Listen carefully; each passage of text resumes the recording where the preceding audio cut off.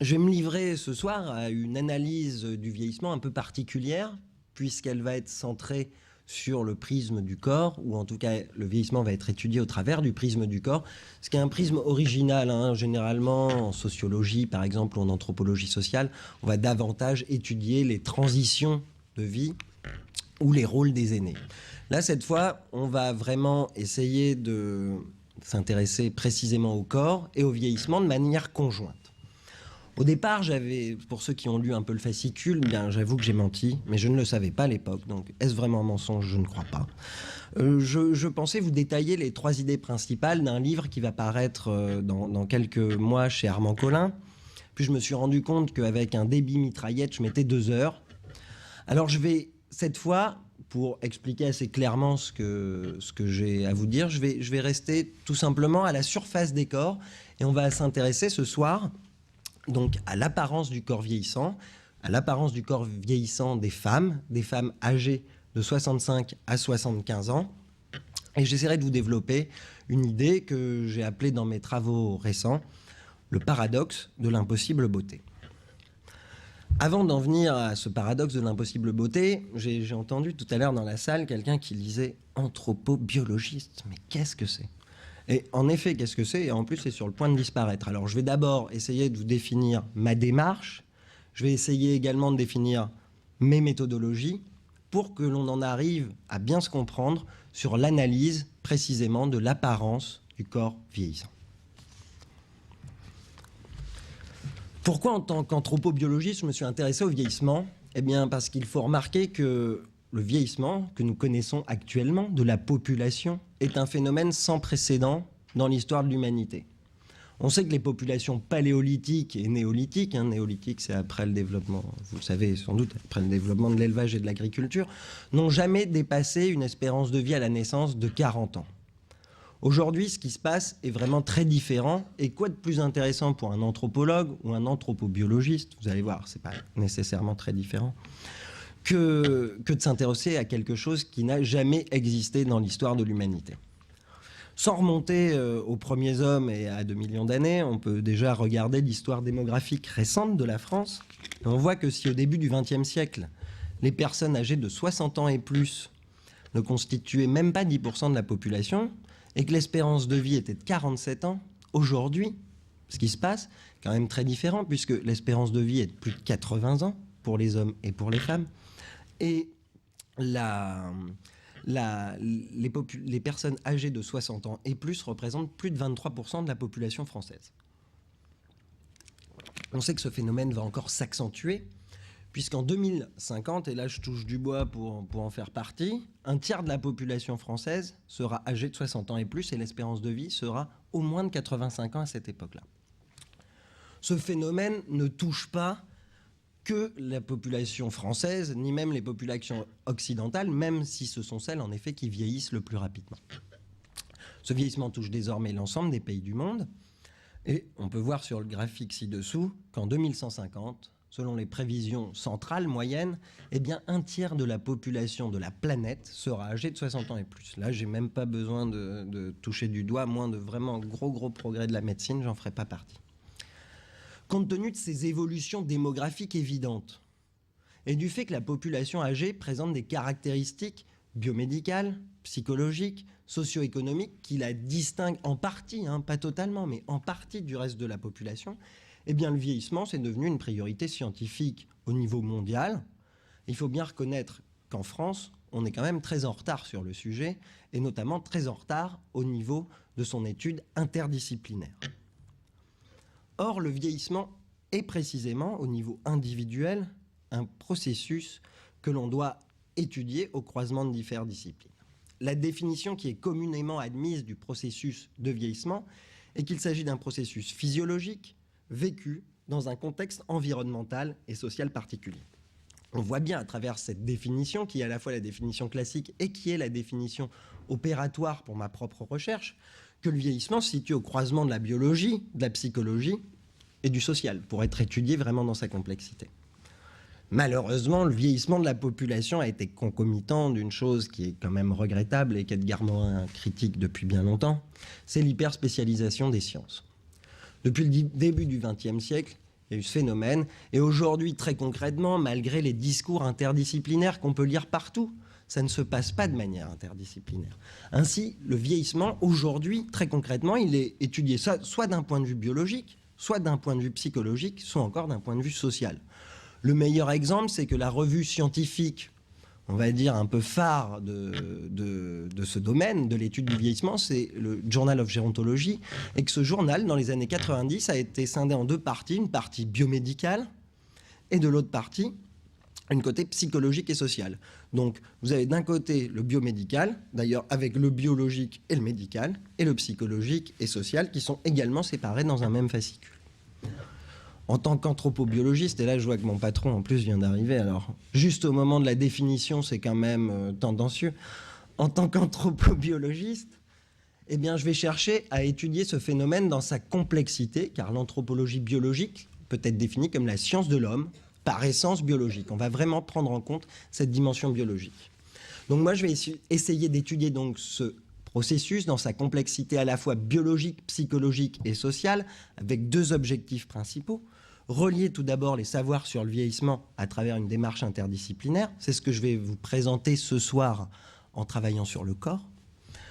Et également, dans un deuxième temps, étudier la variabilité et les invariants de ce processus à travers une démarche interpopulationnelle. Et là, si aujourd'hui je vous présente quelque chose sur la population française, il faut savoir que mon travail se situe pour moitié en France et pour moitié au Sénégal, et que je compare très précisément ces deux populations.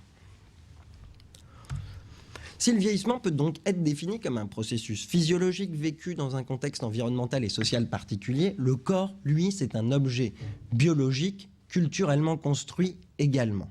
Il faut voir que le vieillissement et le corps ont cette caractéristique commune. Cependant, l'étude du corps vieillissant a également pâti totalement de l'hyperspécialisation des sciences. Ce qui fait qu'aujourd'hui, il y a deux manières d'étudier le corps vieillissant. Dans le domaine biomédical, on parle d'un corps machine, mais en fait, on en oublie carrément le corps, puisqu'il disparaît sous tous les processus moléculaires, cellulaires, etc. Par exemple, la molécule P53 qui déclenche le suicide cellulaire, ça ne parle que très peu à la personne qui vieillit, hein, quand même. Et de l'autre côté, les sciences sociales ont longtemps considéré, elles, le corps comme un objet illégitime de recherche. Ce qui fait que d'un côté, on s'intéresse vraiment à l'infiniment petit, et de l'autre côté, on considère que le corps n'existe pas vraiment, et les personnes âgées sont avant tout des discours, des histoires que l'on se raconte, un peu dans la perspective de Ricoeur, etc. Donc au bout du compte, le corps vécu des femmes vieillissantes, le corps vécu vraiment, il n'y a jamais eu d'études dessus. Donc on peut quand même remercier l'Observatoire Nivea d'avoir financé une recherche fondamentale qui en plus n'est pas spécialement toujours tendre avec les cosmétiques, vous le verrez, dans un contexte en plus de crise, et pour faire une recherche fondamentale novatrice. Ainsi, les objectifs de mon travail et de cette conférence aujourd'hui vont être d'analyser le vieillissement au travers de l'épaisseur de la chair, de la perception des transformations corporelles, quelles sont les transformations corporelles des femmes, et des pratiques corporelles également qui y sont associées. Ainsi, les principales questions de recherche, que je ne vous développerai donc pas toutes aujourd'hui, puisque nous allons rester en surface des corps, étaient quels sont les changements physiologiques attribués à l'avancée en âge, quelles sont les stratégies mises en place, les stratégies d'entretien, de dissimulation, de réparation, pour limiter l'empreinte du temps sur et dans le corps. Dans le corps, vous pouvez me poser des questions. J'ai les diapos même après, mais autrement, j'aurais trop débordé. Voilà. Ensuite, comment les femmes composent-elles avec les messages normatifs prescrivant de rester jeunes? Et enfin, les femmes en vieillissant ressentent-elles une rupture entre un corps vieillissant et une identité sans âge, comme beaucoup de théoriciens l'ont avancé? Et je ne développerai pas cette question, mais ce sera également avec grand plaisir que je répondrai à vos questions. Bon, je n'ai pas encore l'âge d'utiliser tout mon savoir théorique, et en plus, ce n'est pas du tout ma démarche scientifique. Donc, vous allez voir que ce que je vais vous dire, ça va être profondément ancré dans le terrain. Je suis un anthropologue qui s'ancre dans le terrain, qui ne s'empêche pas de théoriser, mais tout va émerger du terrain et de mes rencontres avec les femmes.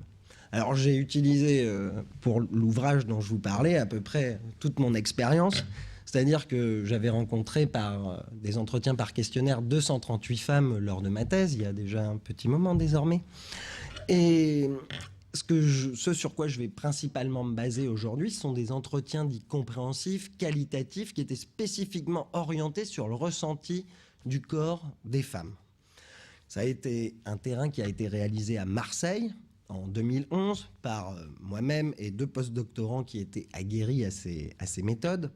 Nous sommes donc allés au domicile des femmes vieillissantes. Il y en avait même une qui vivait en maison de retraite, mais bon, c'est bien considéré comme son domicile. Et nous sommes allés les interviewer à l'aide d'un questionnaire, qu'on appelle un guide d'entretien, très large. Et en fait, souvent, la plupart du temps, une seule question était posée. Après, ça déroule. Ces questions principales du guide d'entretien, je vous en ai mis quelques-unes à titre d'exemple, c'est quelles sont les conséquences de l'avancée en âge dans et sur le corps, qu'utilisez-vous, que faites-vous pour lutter contre les effets du vieillissement, vous sentez-vous mieux grâce à cet entretien du corps, et qu'y a-t-il d'agréable et de désagréable dans le fait de vieillir. Ces 29 femmes ont été rencontrées, quand même, sont des femmes particulières. On a cherché à créer un échantillon tendant vers la représentativité. Alors là, on est très loin de la représentativité des études quantitatives, comme les sondages où on veut une photographie de la population cible à un temps T. Non, là, cette représentativité, c'est qu'il nous fallait rencontrer des femmes qui représentaient la diversité populationnelle des femmes âgées de 65 à 75 ans. C'est-à-dire qu'on a vu des femmes de tout âge, entre 65 et 75 ans, de tout statut matrimonial. C'est pas si évident que ça, par exemple, de rencontrer une femme qui n'a été que célibataire toute sa vie. On a vu des femmes de tout niveau d'éducation, allant d'une personne analphabète à une femme qui avait un doctorat en chimie, et de tout type d'état de santé. C'est-à-dire qu'il y avait 5 personnes, par exemple, handicapées, dont 2 quand même assez lourdement handicapées, et quelques-unes qui, pour reprendre leur terme, pétaient la forme, quoi. Donc, l'ensemble de ces entretiens ont été enregistrés avec l'accord des participantes et retranscrits de manière intégrale, aboutissant à 450 pages de données que j'ai analysées dans un cadre, et là c'est le seul mot qui sera vraiment pointu dans mon exposé, au travers d'une méthode qui s'appelle l'interactionnisme symbolique et qui est une méthodologie d'origine nord-américaine qui considère que le soi est construit et reconstruit dans son interaction avec la société. En fait, en gros, que le plus important, c'est les interactions avec les autres. Ce avec quoi on est tous d'accord. Bon, maintenant que ces définitions sont posées, ça me semblait important, et ça me semblait important également pour ma discipline, parce que je suis dans une discipline peut-être en voie d'extinction. Donc sachez au moins que l'anthropologie biologique existe, et faites-le savoir. Maintenant que nous sommes d'accord sur ça et sur les méthodes, je vais vous présenter donc le paradoxe de l'impossible beauté. Et pour arriver à cela, on va utiliser un plan assez simple. On va d'abord parler des normes esthétiques. On va voir le corps vieillissant comme stigmate. Et l'exemple que je prendrai pour illustrer mes propos concernera les rides, ou plus précisément la distension de la peau en général. Alors, en s'intéressant à l'apparence du corps vieillissant, les questions de recherche qui ont guidé mon travail, c'était les suivantes. Là, on restera donc à la surface, et c'était celle-là. Quels sont les signes du vieillissement sur le corps? Comment sont-ils perçus? Quels artifices les femmes utilisent-elles pour lutter contre les marques du temps? Et sont-ils jugés, enfin, efficaces? Pour répondre à ces questions, il importe, dans un premier temps, de faire le point sur les normes esthétiques occidentales contemporaines. Aujourd'hui, mon patron le dit très bien, il a dû vous le dire jeudi dernier, aujourd'hui, l'esthétique et l'idéal de beauté contemporain, c'est un corps jeune, musclé, c'est un corps mince, musclé, mais surtout un corps jeune. Vous en conviendrez, aujourd'hui, le corps symbole de l'identité doit paraître jeune. Les femmes dans notre échantillon le savaient très bien. Elles le savaient peut-être d'autant mieux que les femmes qui étaient âgées entre 65 et 75 ans en 2011 avaient entre 22 et 32 ans en 1968, et selon de nombreux auteurs, c'est vers cette époque, 1968, dans cette période, que le lien très fort dans nos sociétés entre beauté et jeunesse s'est renforcé. Alors que ce soit passivement ou activement, les femmes ont vécu ce renforcement de ce lien entre normes, entre esthétique, entre jeunesse et beauté, et elles se savent désormais, à juste titre, exclues des canons esthétiques qui ont émergé durant le temps de leur existence. Ainsi, par exemple, Madame B nous dira, au fur et à mesure, on se dégrade, on enlaidit. Madame J, 67 ans, encore plus clair, c'est le cas de le dire, en vieillissant, on devient moche, c'est clair. Par ailleurs, le rapport à la dimension esthétique du corps ne peut pas être étudié de la même manière chez les femmes et chez les hommes, puisque historiquement, la valeur sociale des femmes est indissociable de leur corps et de leur apparence, car longtemps, leur rôle, et c'est historique, leur rôle a été limité à enfanter, élever les enfants et satisfaire les besoins sexuels des hommes. Traditionnellement, l'impossibilité pour les femmes d'affirmer leur pouvoir dans la sphère publique a soutenu la valorisation sociale de leur corps, et être belle fut longtemps le seul moyen pour les femmes, accordé aux femmes, pour gravir les échelons sociaux. Ainsi, les femmes doivent faire face à ce qui est couramment appelé en gérontologie le double standard. C'est-à-dire qu'en tant que femmes vieillissantes, elles se doivent d'autant plus de lutter contre les marques du temps qui s'impriment sur le corps. Cependant, si le corps...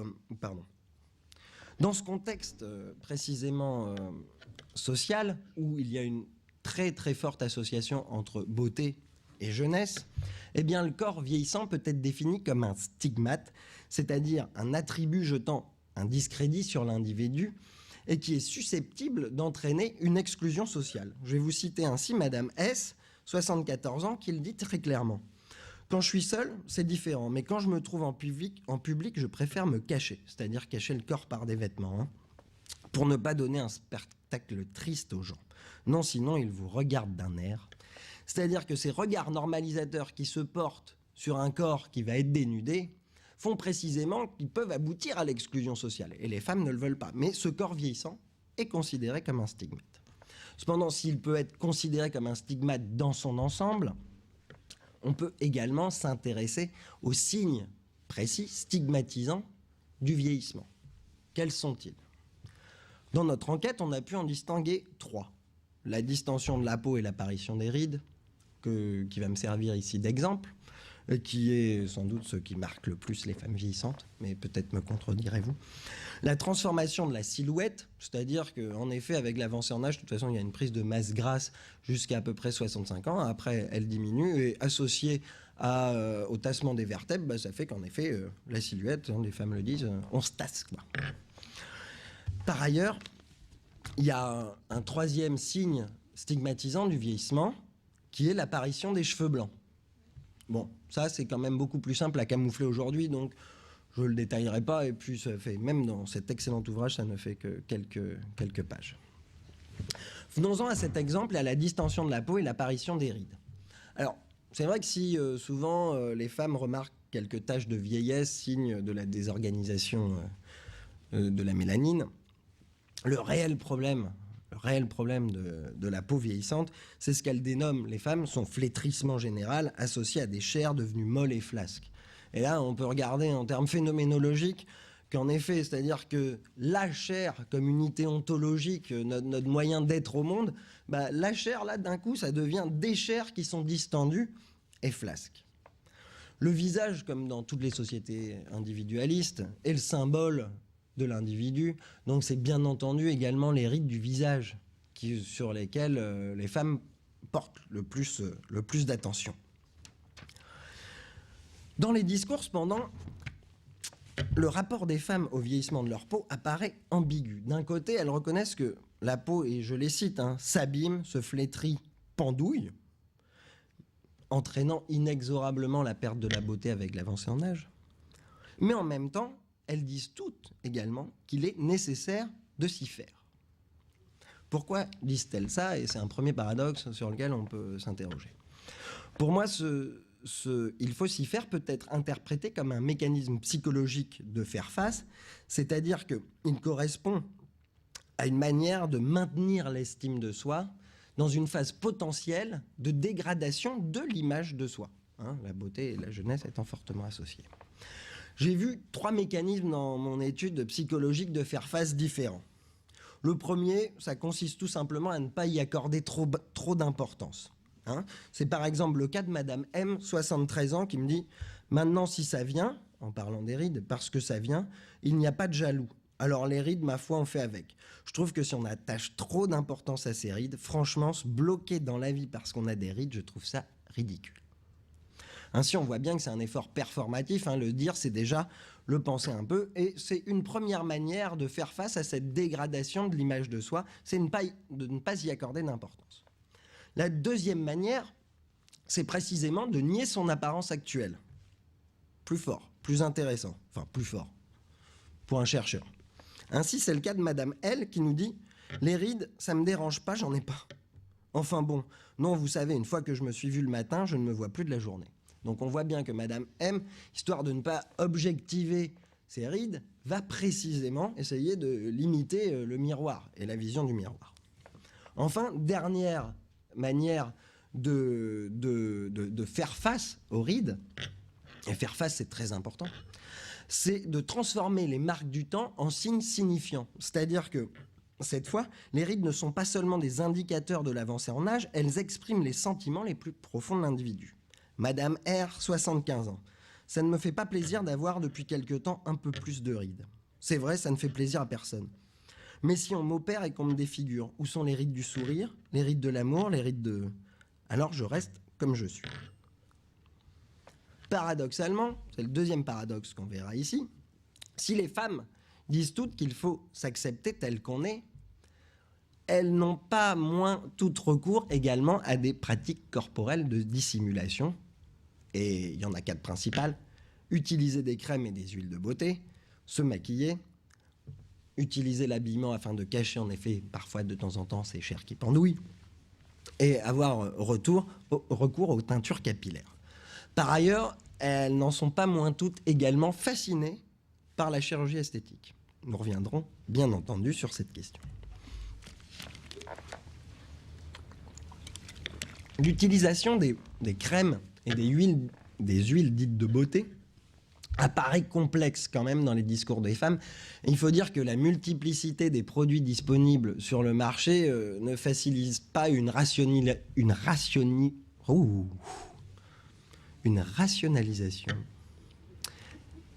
évidente chez ces femmes.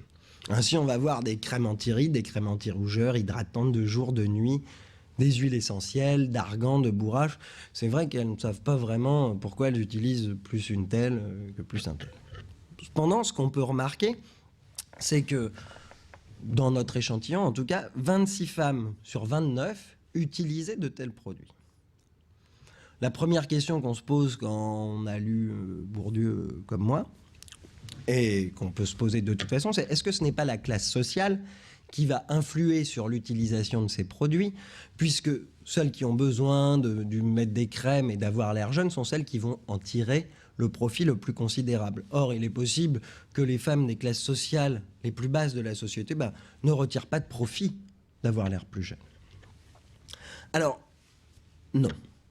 La réponse est claire, puisque si sur les 3 femmes qui n'utilisaient aucun produit de beauté, il y en avait en effet 2 qui étaient de classe sociale très populaire et qui revendiquaient en effet leur naturalité, je dirais. Ainsi, par exemple, Madame E, 70 ans, nous dit « Oh, je n'ai jamais rien mis sur mon visage, ni crème, ni rouge à lèvres, ni rien. C'est ma peau naturelle, il n'y a rien dessus. » Elle n'a jamais utilisé de telle crème et elle est radicalement contre, car selon elle, il faut accepter en effet de vieillir, c'est ce qu'on disait, et le vieillissement ne va pas sans modification corporelle visible. Cependant, en demandant un peu plus explicitement à Madame E pourquoi elle s'opposait à ces pratiques, elle nous dit disons que c'est bien cher surtout, donc on ne peut pas se le permettre. Donc pour cette femme-là, en effet, les moyens financiers vont limiter le recours aux produits. Mais j'ai une autre femme qui s'appelle Madame MV dans mon article, qui est la seule femme dans mon livre, qui est la seule femme qui était analphabète. Elle était femme de ménage dans une cantine des allocations sociales. Donc c'était vraiment la plus pauvre de notre échantillon. Et Madame MV, elle utilisait, elle, quand même, des produits de beauté. Évidemment, pas les plus chers du marché. Ainsi, elle faisait macérer des fleurs dans une huile que lui donnait sa sœur. Elle nous dit ça. On met l'huile de colza ou l'huile... Bon, en fait, elle ne sait pas quelle huile c'est. Une bonne huile, quoi, dedans. Voilà. Et après, vous mettez un peu dans la main, vous passez, même sur le visage. Une des autres femmes, par contre, qui n'utilisait pas, elle, de produits de beauté, elle était pourtant d'une classe sociale très élevée. Et elle, c'est parce qu'elle avait un rapport au corps très compliqué depuis qu'elle était jeune, c'est-à-dire qu'elle s'était toujours trouvée grosse et jamais désirée, et elle a tiré un trait depuis très petite sur cette attirance. Enfin, sur cet espoir de devenir jolie, nous reviendrons dessus. Ceci dit, dans l'ensemble, donc, les femmes utilisent toutes des produits, ou quasiment toutes, à part quelques exceptions, des produits cosmétiques. Alors, pourquoi ? Les réponses sont assez compliquées, mais il y a une de nos interviewées, Madame J, 67 ans, qui a à peu près résumé l'ensemble des vues, des perceptions des femmes en quelques minutes d'entretien. Tout d'abord, elle nous a dit que c'était pour se donner bonne conscience, ensuite pour faire plaisir à ses enfants, et ensuite parce que faire vieux n'a pas la cote dans la société. Bien entendu, si Madame J emploie tous ces produits, c'est avant tout pour elle. Elle a conscience du corps et du stigmate que constitue le corps vieillissant. Et elle en a conscience. Cependant, la société, c'est-à-dire qu'être vieux n'a pas la cote. Cependant, la société de consommation lui laisse entendre qu'il est possible de combattre les effets du vieillissement. Le déclin naturel du corps doit être combattu, car il peut être combattu par les produits et les services créés à cet effet. La perte de beauté en vieillissant, donc, n'est plus une conséquence inexorable de l'avancée en âge. Elle est désormais considérée comme un manque de discipline et de volonté. Avoir l'air vieux, aujourd'hui, c'est également se laisser aller. L'apparence est le reflet des qualités morales de l'individu. Et Madame J met donc des crèmes anti-rides pour se donner bonne conscience également et montrer par ses efforts, on va dire, financiers et chronophages, ses propres qualités morales. Enfin, le fait de faire plaisir à ses enfants, et ça, c'est très redondant dans les entretiens. Ça m'a pas mal surpris parce que souvent, les femmes vous disent « Oui, je le fais, mais c'est pas pour moi, hein, c'est pour mes enfants. » Par exemple, il y en a une autre, là, je l'ai pas. Ah si, Madame H nous dit « J'ai pas voulu paraître pour mon entourage le plus déglingué possible. » Sous-entendu, pour elle, ça la gênait pas. Bien entendu, on a ici le reflet d'une société, la plupart des femmes étaient quand même catholiques, et on a le reflet d'une société catholique bourgeoise où le souci de soi a longtemps été déprécié, vu un peu comme justement un narcissisme qu'on refoule. Et il est plus facile pour les femmes de dire que c'est pour leurs enfants que pour elles, et en même temps, c'est vrai aussi que leurs enfants leur disent sans doute fais attention, tu devrais peut-être mettre des crèmes. Il y en a beaucoup qui nous en ont parlé, parce qu'en effet, les enfants ne sont que le reflet de la société. Venons-en maintenant à la question de la chirurgie esthétique, et l'ambiguïté, ici encore une fois, est au cœur des relations que les femmes entretiennent avec les techniques de réparation esthétique du corps. Pardon. En effet, on va dire que toutes reconnaissent que la chirurgie esthétique est un moyen de faire plus jeune. C'est peut-être même pour elles le seul moyen, on va dire, de faire plus jeune. Ainsi, comme le dit Madame A, 75 ans, les seules personnes qui paraissent un peu plus jeunes sont celles qui se sont fait tirer la peau. Mais elle rajoute, mais moi, ça ne m'intéresse pas. Et ça, en effet, toutes les femmes reconnaissent que ça marche bien. Mais aucune ne veut avoir recours précisément à la chirurgie esthétique. Et dans notre échantillon, aucune n'avait eu recours. Alors pourquoi n'ont-elles pas recours à la chirurgie esthétique ? Tout d'abord, à cause des risques. C'est vrai qu'une opération, ça présente des risques. Et puis alors, être raté, c'est le risque principal. Là, je peux vous dire que je ne divulguerai aucun nom de star, mais il y en a qui prennent pour leur grade, quand même, au niveau des bouches de canard et tout. Donc, genre Johnny ou Michael Jackson, par exemple, sont des exemples qui constituent justement des repoussoirs à la chirurgie esthétique. Le deuxième risque, c'est évidemment de mourir au cours de l'opération. L'organisme est quand même dans l'ensemble assez fatigué. Donc, voilà, ça présente également un risque. La deuxième rationalisation principale, c'est les femmes évoquent la peur de ne pas se reconnaître après l'opération. Ainsi, selon Madame J, 67 ans, il faut du temps pour se reconnaître après un lifting. Je pense que se faire une intervention, vous la faites pour 10 ans plus tard. Dans 10 ans, quand vos rides, précisément, sont un peu revenues, c'est là que vous serez le mieux. Mais pas tout de suite. Tout de suite, c'est un masque. Cependant, si les femmes refusent de recourir à la chirurgie esthétique, c'est avant tout parce que, selon elles, il est nécessaire d'assumer son âge. Vouloir faire plus jeune grâce à la chirurgie est ainsi le plus souvent jugé ridicule, idiot, minable, pitoyable. Et il y en a même une, Madame T, dans notre échantillon, elle va jusqu'à un comportement, c'est une des femmes qui revendiquait précisément sa naturalité, elle parlait même d'un comportement pathologique. Moi, je dis qu'elles sont malades, ces femmes, qu'elles supportent pas de vieillir, qu'elles veulent rester toujours jeunes. Ainsi, pour la grande majorité, il n'est pas question d'utiliser la chirurgie esthétique parce qu'il faut accepter son âge. Pour moi, encore une fois, cette nécessité d'acceptation du vieillissement peut être interprétée en termes psychologiques. Il s'agit de ne pas désirer ce que l'on ne peut à la fois ni avoir, c'est-à-dire la jeunesse, ni s'offrir la chirurgie esthétique. En effet, comment vouloir avoir recours à la chirurgie esthétique alors qu'encore aujourd'hui, les prix des interventions sont si élevés? C'est pas si simple et on peut dire que, par exemple, en plus, c'est lié à... Bon, donc voilà, on ne veut pas ça. Mais en plus, c'est lié toujours à ce refus et à ce refus du souci de soi, ou en tout cas de verbalisation de ce souci de soi. Ainsi, il y avait des femmes dans notre échantillon, dont une femme qui se tirait les rides devant la glace et devant son mari pour savoir ce qu'il en pense. Bon, on pouvait voir là, en effet, une question un peu indirecte, voire peut-être un peu moins qu'indirecte. Mais en même temps, elle terminait et elle disait que ça lui plairait peut-être un peu, mais en même temps, elle terminait en disant que sa sœur avait eu recours à la chirurgie esthétique et que c'était une situation affreuse parce qu'elle refusait de vieillir. Ainsi, même les femmes, et cette femme-là avait vraiment les moyens d'avoir recours à la chirurgie esthétique, et on peut se demander comment, en effet, elle va expliquer, par exemple, à son mari, c'est un couple que je connais bien, à son mari la dépense d'une partie de leurs économies communes pour des soins individuels, esthétiques, c'est-à-dire un peu perçus, en tout cas dans la population, comme futiles et narcissiques.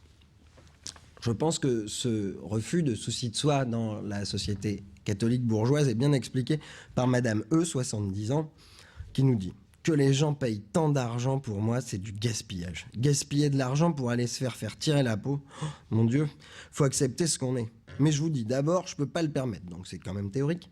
Et pour moi, vous voyez, si j'avais eu les moyens, ce serait pour mes petits-enfants. C'est sûr que c'est un peu plus simple. Enfin, il importe de faire état, non pas de la chirurgie esthétique, mais maintenant de la médecine esthétique. Parce que celle-là, elle est déjà plus abordable financièrement, plus accessible, et moins radicale quand même d'un point de vue des transformations. C'est tout ce qui est injection de Botox, laser, injection d'acide hyaluronique. Et par exemple, une des femmes avait eu recours dans notre échantillon, Madame I, 70 ans, à justement des injections d'acide hyaluronique. Elle était très contente des résultats de ces opérations, puisqu'elle nous dit, c'est un résultat immédiat, enfin pas d'opération, mais de ces injections. C'est un résultat immédiat, quand on sort de là, on a déjà moins de rides. Enfin, les principales, ça marche sur les principales. Pour autant, Madame I, quand on lui fait parler justement de ces injections d'acide hyaluronique, elle va ajouter quelques minutes après dans l'entretien, bon, c'est peut-être un problème dans ma tête aussi de faire un tour chez le dermato une fois par an, parce que c'est une fois par an les injections. Cette interrogation de Madame I sur sa propre normalité est fort intéressante et peut être expliquée par le fait que l'utilisation des techniques de réparation, comme la chirurgie esthétique, la médecine esthétique, est associée aux mêmes représentations, c'est mal perçu par la majorité des femmes. Comme nous l'avons vu, celles qui ont recours sont le plus souvent ridiculisées et stigmatisées comme refusant de vieillir, à l'instar de toutes les autres. Ainsi, on voit bien, comme le disait Erving Goffman, que l'individu stigmatisé, il a les mêmes idées que nous sur son identité, et c'est pour ça qu'elle se demande si elle est normale. Enfin, en guise de conclusion, je vais vous parler donc de cette idée du paradoxe de l'impossible beauté. Malgré tous les produits cosmétiques qui sont disponibles sur le marché, comme nous le dit une Madame J, 67 ans, les affres du temps sont inéluctables. L'âge, les produits cosmétiques ne marchent pas très bien et l'âge ne peut être efficacement dissimulé par ces techniques. Seule la chirurgie esthétique, à la limite, permet vraiment d'avoir l'air plus jeune.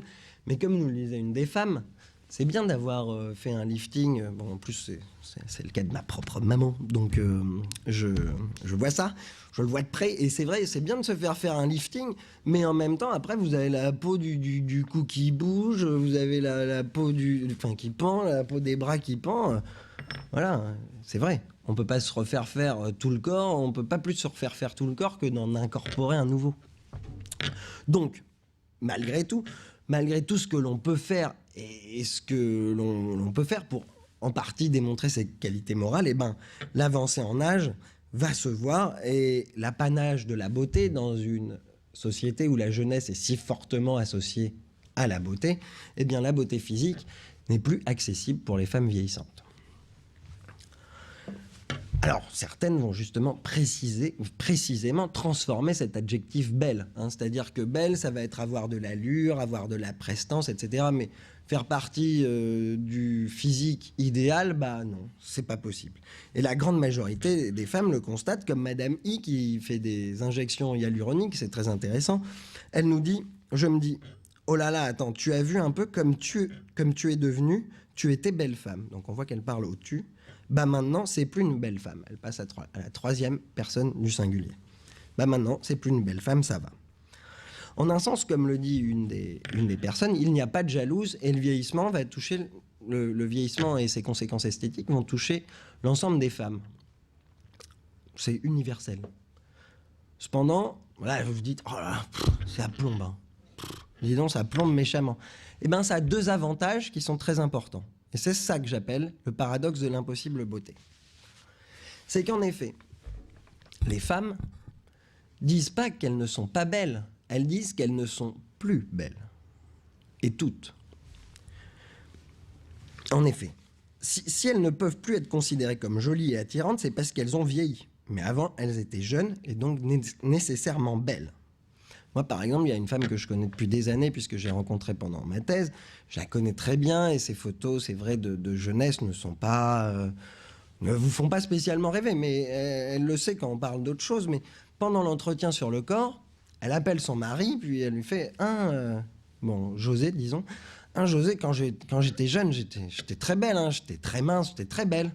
Et José, de l'autre pièce d'à côté, lui fait oh oui, tu étais très belle. Et c'est l'avantage, précisément. C'est pas qu'elles ne sont pas belles, c'est qu'elles ne sont plus belles. Et ce vieillissement, en affectant la dimension esthétique du corps, va permettre une réinvention de la jeunesse et de l'identité esthétique quand on était jeune en beauté. Voilà. Madame F, par exemple, qui fait partie des 2 femmes dans l'échantillon qui ne s'est jamais trouvé une apparence plaisante, elle fait preuve, elle, d'une très grande lucidité face à ce travail de mémoire inconscient. Ainsi, elle nous dit, petite fille, je me trouvais plus laide que les autres, trop grosse. Je me trouvais laide, alors que maintenant, quand je vois des photos, je me dis, bon, t'étais mignonne. Chaque dizaine d'années précédentes, je me dis, tiens, pourquoi tu t'es trouvée minable? Cependant, les profits potentiels, justement, de l'universalité des conséquences esthétiques du vieillissement ne s'arrêtent pas là. En effet, le vieillissement, en touchant toutes les femmes, va justement niveler les différences esthétiques qui étaient évidentes durant les âges, on va dire, de la jeunesse et de l'âge adulte. Ainsi, la fameuse dame dont je vous parlais tout à l'heure et que je connais très bien, et dont les photos sont un peu moyennes, me dit, en ces termes particuliers, Elizabeth Taylor venait de décéder, puis elle me dit « Et vous avez vu Elizabeth Taylor à la télé hier ?» Bon, c'était la plus belle femme du monde, elle avait des yeux extraordinaires. Et vous avez vu les photos là dans le film? On la voit âgée, elle était grosse et laide, elle n'était pas comme quand elle avait 20 ans. Hein. Et voilà. Comme on peut le lire entre les lignes de ce discours, justement, il y a quelque chose de rassurant dans le vieillissement.